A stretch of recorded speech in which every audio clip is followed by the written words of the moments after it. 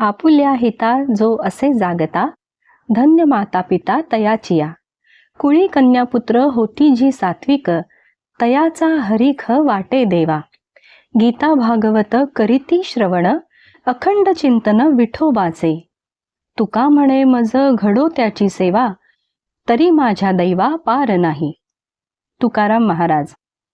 याचा अर्थ असा, मनुष्य जन्माचे कर्तव्य स्पष्ट करताना तुकाराम महाराज म्हणतात, जो स्वतःचे कुटुंबियांचे हित साध्य करतो तो खरा भाग्यवान. ज्या घरात सात्विक मुले मुली जन्माला येतात ते घर कुळ भाग्यवान. परमेश्वराला सुद्धा यामुळे आनंद होतो.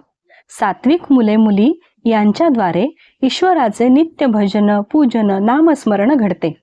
त्यांची सेवा करणाराही भाग्यवान. महाराज या अभंगात सांगत आहेत की मनुष्य जन्माला आल्यावर हेच वर्तन अपेक्षित आहे.